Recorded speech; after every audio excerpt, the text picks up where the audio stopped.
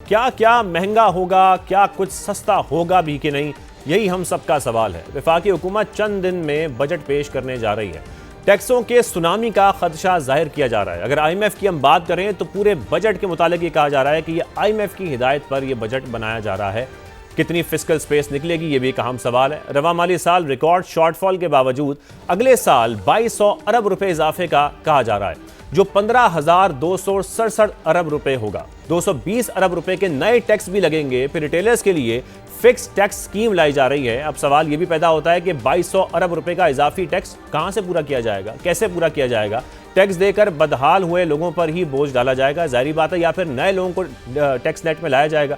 ये भी एक अहम सवाल है। पेट्रोलियम लेवी की बात करें तो अगले साल हदफ 1468 अरब रुपए से बढ़ाकर 1727 अरब रुपए करने की तजवीज़ है, जिसका सादा सा मतलब यह है कि पेट्रोल डीजल पर लेवी की शरह मजीद बढ़ा दी जाएगी। बिजली और गैस की बात करें तो उसकी कीमतों में भी इजाफे की यकीन दहानी करा दी गई है।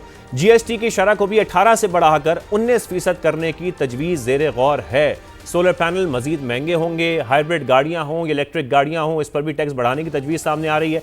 ऐसे में वफाकी वजीर एहसन इकबाल के एक बयान को भी हुकूमती हलकों में मायूसी का इस पर इजहार किया जा रहा है, जिसमें उन्होंने ये कहा है कि बॉन्ड्स के इजरा पर जश्न मनाना शर्मनाक है। अगर बात की जाए इसके असरात की तो महंगाई का एक नया सुनामी आएगा, कीमतें मजीद बढ़ जाएंगी। पहले ही महंगाई की शरह 23 माह की बुलंद तरीन सतह यानी कि 11.6 पर पहुंच चुकी है। बजट में नए इकदाम से गरीब मजीद बदहाल होगा। सफेद पोशी का भरम रखती मिडिल क्लास सबसे ज्यादा मुतासर होगी, जिसके लिए अपने अखराजात पूरे करना भी एक चैलेंज बन चुका है। तो अब यही सवाल है कि जो सबसे ज्यादा टैक्स देती है हमारी सैलरी क्लास, क्या उसको भी किसी किस्म का इस बजट में रिलीफ मिलेगा या नहीं मिलेगा, या हमारे अवाम किसी किस्म का कोई इसमें रिलीफ की उम्मीद ना रखें? ये सारे सवाल हमने करने हैं, लेकिन सबसे पहले हम आगाज करेंगे ब्यूरो चीफ इस्लामाबाद शकील अहमद साहब हमारे साथ। कुछ सवालात हमारे इस हवाले से भी हैं कि जो NSE का इजलास है वो भी मुलतवी हो गया है, तो ये बजट कब पेश होना है? शकील साहब बहुत शुक्रिया हमें ज्वाइन करने के लिए। शकील साहब, जिस तरीके से हम देख रहे हैं, एक तो NSE का इजलास ये मुलतवी हो गया है, सवालात यहाँ पर यही पैदा होते हैं कि वजह क्या है, बजट अब कब पेश किया जाएगा, कुछ पॉलिटिकल चैलेंजेस हैं, या बजट की तैयारी अब तक नहीं हो सकी है, या IMF की शराइत ऐसी हैं जिस पर अभी बातचीत चल रही है? क्या वजूहात सामने आ रही हैं इस बजट के पेश होने में डिले की?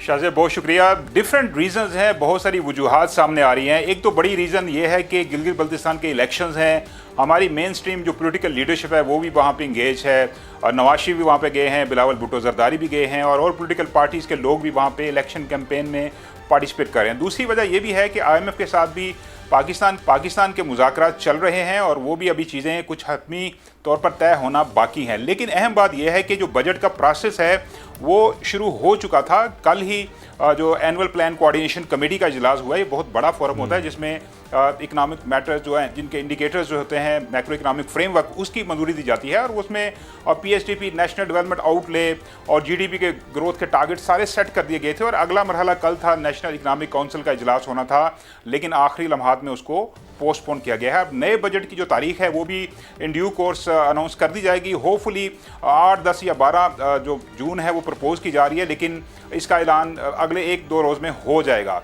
लेकिन अहम बात यह है कि जो अहदाफ सामने आए हैं हुकूमत पाकिस्तान की जानिब से, बड़े वो काशिश किस्म के हैं। बहुत से हमारे इकनॉमिक एक्सपर्ट से बातचीत हुई, उनका ये कहना था कि जो बजट है वो IMF ड्रिवन होगा, इन्फ्लेशनरी होगा, क्योंकि जिस तरह का IMF प्रोग्राम के अंदर रहते हुए टारगेट सेट किए जा रहे हैं, जो इंडिकेट किया जा रहा है, जो टैक्स और नॉन टैक्स रेवेन्यू 18,000 अरब रुपए से ज़्यादा का, उससे लगता यूँ है कि काफ़ी ज़्यादा आवाम के ऊपर दबाव आएगा। कारोबारी शोबा भी रिलीफ का मुतालबा कर रहा है, लेकिन बहुत ज़्यादा तवक्कुआत वाबस्ता नहीं करनी चाहिए। 4% ग्रोथ रेट तय किया गया है अगले माली साल के लिए। ज़राअत का 3.8%, इंडस्ट्रीज़ का कुछ 4, सर्विसेज सेक्टर का 4.2%। तो आप यहाँ से अंदाज़ा लगाएं कि हुकूमत जो है अभी भी एक स्टेबलाइजेशन किस्म के फेज़ में है। जो ग्रोथ का फेज़ है वो अभी तक नहीं आया। पिछले साल 4.2% ग्रोथ टारगेट था, और इस अगले साल जो है वो 4% रखा जा रहा है, यानी इस जो साल क्लोज हो रहा है उससे भी कम। तो यहाँ से आप अंदाज़ा लगाएं कि पेस इकोनॉमी की काफ़ी स्लो है, इंडस्ट्री दबाव का शिकार है, और आम लोग जो हैं वो पहले ही महंगाई की जद में है, और नया बजट जो है वो आप बड़ी गहरी नज़र रखते हैं। जिस तरीके से तजावीज़ सामने आ रही हैं, जो टारगेट सेट किए जा रहे हैं? पहली बात, आपको लगता है कि वो रियलिस्टिक टारगेट्स हैं? और सेकेंडली, आपने APCC की बात की, उसमें एहसन इकबाल साहब की बहुत सारी स्टेटमेंट सामने आई। उन्होंने जैसे कहा कि हमारी जो मईशत है उसमें इस्तेहकाम आ चुका है, और बहुत सारी उन्होंने मईशत की तारीफें भी उसमें की, लेकिन जो ग्राउंड रियलिटीज़ हैं, जो हमारे अवाम हैं, उस तक तो इसका समर अब तक नहीं पहुँच रहा है। इस बजट में भी हम कोई ऐसी उम्मीद ना रखें हमारी अवाम, शकील? फिर देखिए शाहजेब, 4,715 अरब रुपए का जो नेशनल डेवलपमेंट आउटले है, ये एक रिकॉर्ड किस्म का तरक्याती प्लान है, जिसमें वफाक तो सिर्फ 1,126 अरब खर्च करेगा। सूबे जो हैं वो 3,000 अरब रुपये से ज़ायद और कुछ 451 अरब रुपये जो है SOEs हैं वो भी मुख्तलिफ मनसूबों पर लगाएंगे। लेकिन अगर ये रकम खर्च भी हो जाए ना, तो लोगों की ज़िंदगी में काफ़ी तब्दीली आ सकती है। लेकिन मसला ये है कि हर साल बड़ा हदफ रखा जाता है डेवलपमेंट का, लेकिन बाद में उसको कट किया जाता है, कटौती की जाती है, उसके बाद उस तरह के प्रोजेक्ट पे अमल नहीं होता। इस साल भी आपने देखा काफ़ी ज़्यादा कटौती हुई। तो आपने जो क्वेश्चन किया था ना कि रियलिस्टिक हैं ये टारगेट, तो रियलिस्टिक बिल्कुल भी नहीं है, क्योंकि FBR को टारगेट जो पिछले साल दिया गया था, यानी ये जो साल क्लोज हो रहा है 14,131 अरब, उसको 2 बार रिवाइज किया जा चुका है। और शकील, इसको भी IMF के कहने पे स्क्वीज किया जा रहा है, PSDP को भी। देखिए, IMF का तो यही कहना है कि आप अपने एक्सपेंडिचर जो हैं वो स्क्वीज करें, उनको कम करें, और आप नंबर रेवेन्यू जो है उसको जनरेट करें। अब रेवेन्यू जनरेट करने के लिए आपको पता है कि फिर FBR की जो परफॉर्मेंस है वो हिस्टोरिकली देखें तो वो टैक्स नेट एक्सपेंड शकील, आप हमारे साथ ही रहिए, हम अपने से भी बात करेंगे। यहाँ पर जरा अपने नाज़रीन को ये मनाजिर दिखा दें, क्योंकि गिलगित के इलेक्शंस भी साथ साथ चल रहे हैं। स्कर्दू में पीपल्स पार्टी का जो जलसा है उसके मनाजिर आपको दिखा रहे हैं। पीपल्स पार्टी के चेयरमैन बिलावल भुट्टो जलसा गाह पहुंच गए हैं, और यहाँ पर कारकुनान की बड़ी तादाद है। तो जो मुहिम है वो जोरों पर है इस वक्त गिलगित इलेक्शन की, और मुख्तलिफ जो सियासी जमातें हैं वो अपने वहाँ पर जलसे कर रही हैं, अपनी पॉलिटिकल एक्टिविटीज़ कर रही हैं। और इस वक्त आपको बिलावल भुट्टो जरदारी के मनाजिर दिखा रहे हैं। ये इस वक्त स्कर्दू पहुंच चुके हैं, और गुज़श्ता रोज़ हमने आपको मनाज़िर दिखाए थे, गुलाबपुर में उन्होंने जलसे से खिताब किया था, आज भी वो जलसा कर रहे हैं। ये स्कर्दू के मनाज़िर हैं, पीपल्स पार्टी का ये जलसा है, और चेयरमैन पीपल्स पार्टी बिलावल भुट्टो अब जलसा गाह में पहुंच चुके हैं। कारकुनान की बड़ी तादाद है यहाँ पर जो मौजूद है। बिलावल बिलावल बिलावल बिलावल, बहुत शुक्रिया, बहुत मेहरबानी। आज के इस तकरीब में पाकिस्तान पीपल्स पार्टी के चेयरमैन के साथ अब से कुछ देर में पीपल्स पार्टी के चेयरमैन कारकुनान से खिताब भी करेंगे। जलसा गाह में वो मौजूद हैं, और इसी के मनाज़िर आपको दिखा रहे हैं। इसमें मजीद अपडेट्स हम आपको देते रहेंगे। वापस आएंगे, बजट के हवाले से हम बात कर रहे हैं। हम इस वक्त ज्वाइन कर चुके हैं डॉक्टर खाकान हसन नजीब साहब, सीनियर इकोनॉमिस्ट हैं और पब्लिक पॉलिसी एक्सपर्ट हैं। खाकान साहब, बहुत शुक्रिया हमें शो में वक्त देने के लिए। खाकान साहब, अभी कुछ देर कबल हमारे साथ जो मौजूद हैं शकील साहब, उनसे भी हमारी बात हो रही थी। जैसे कि इस वक्त देख रहे हैं, अभी तो हम बजट की डेट के हवाले से कोई बात नहीं कर सकते, बजट कब पेश किया जाएगा, लेकिन जो सारी बातें हो रही हैं, जिस तरीके से इस वक्त बजट तैयार किया जा रहा है, तो लग तो ऐसा ही रहा है कि पहले तो तजावीज़ ली जाती थी IMF की, लेकिन इस वक्त पूरा बजट IMF के कहने पे ही तैयार हो रहा है। साथ में जैसे कि IMF की ने जो डेवलपमेंट स्पेंडिंग है वो भी स्क्वीज करने की बात की है। इस वक्त आप इस बजट की तैयारी को कैसे देख रहे हैं खाकान साहब? बिस्मिल्लाहिर्रहमानिर्रहीम, आपने और शकील ने एक अच्छा इंट्रोडक्शन सामने रखा है, और बहुत से important facets of the budget जो हैं वो हाईलाइट किए हैं। And it becomes equally important not only for our listeners but also for authorities to understand this. सबसे पहली बात ये है, मैं हमेशा कहता हूँ, ये IMF का प्रोग्राम नहीं है, ये कंट्री का प्रोग्राम है। उसकी फुल ओनरशिप लेनी चाहिए, उसको डिज़ाइन करना चाहिए, और अपने इकोनॉमिस्ट से उसका MEFP भी लिखना चाहिए, और जो 9 टेबल ये मेरे सामने खुले हुए हैं उनको खुद बनाने की कोशिश करनी चाहिए, मॉडलिंग की भी एक्सपर्टीज बिल्ड करनी चाहिए। IMF के साथ आप एक ब्रॉड, जिसे कहते हैं ना, फ्रेमवर्क तय करते हैं। वो क्या होता है?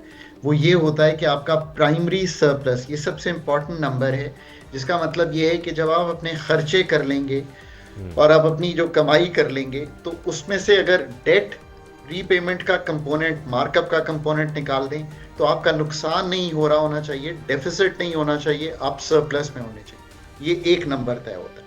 जो दूसरा नंबर तय होता है फंड के साथ, वो फिस्कल डेफिसिट का होता है, जिसका मतलब ये है कि आप कितना मालियाती खसारा कर सकते हैं। हम इस साल हो सकता है 4% के करीब करें। मैं थोड़ा सा हैरान हूं कि अगले साल हम इसको 3.6% यानी कि और स्क्वीज कर रहे हैं। मेरी पहली निगोशिएशन ये होती कि मैं शायद 3.6% पे ना जाता, गिवन कि इतना इकोनॉमी को स्क्वीज करना टैक्सेस की मद में, और उस पर भी हम आएंगे, शायद इस वक्त मुमकिन भी नहीं है, और थोड़ी सी ब्रीदिंग स्पेस देनी चाहिए। हमारा जो फिस्कल लॉ है FRDLA, वो भी हमें 4% का फिस्कल खसारा करने तक की इजाजत भी देता है। दैट्स वाई से you need to put your best public economists together जो फंड के साथ ये निगोशिएशन कर सके। नंबर 3 चीज जो फंड के साथ तय होती है वो ये होती है कि आपका एनर्जी टैरिफ एडजस्टमेंट्स और एनर्जी का खसारा क्या है, बिकॉज 1000 अरब रुपया आप तय करते हैं तकरीबन सब्सिडीज की मद में जो उन पे जाता है, और फिर स्पेंडिंग डिसिप्लिन पे बात होती है। और ये तो एक ब्रॉड फ्रेमवर्क है। इसके अंदर क्या आपने मैन्युफैक्चरिंग पे 54% टैक्स रखना है? क्या आपने पर्सनल इनकम टैक्स को जिस लेवल पे हमने इस वक्त रखा हुआ है, यानी कि आप अगर बहुत अच्छे एंकर हैं समा टीवी के और आप हाई अर्नर हैं, तो आप इस वक्त तकरीबन 38.15% टैक्स दे रहे हैं। क्या आपने सुपर टैक्स इसी तरह चलाना है? क्या आपने ये निज़ाम को इसी तरह चलाना है? आपने जो हमारी डॉक्यूमेंटेशन हुई है, digitalization, data integration, risk based compliance करनी है कि नहीं करनी? क्या आपने PDL को इस लेवल पे ही रखना है? ये हैं असल सवालात जो फंड के साथ डिस्कस होते हैं। अभी मैं फंड पे ही हूँ। आप अगर अपना ठीक होमवर्क करके जाएं तो मेरा जवाब ये होगा कि ये सारी चीजें जो अभी मैंने आपके सामने जिक्र किया है, इस पे पाकिस्तान को इस बजट में सीरियस रीथिंक करने की जरूरत है और इन नंबर्स के साथ नहीं जाना चाहिए।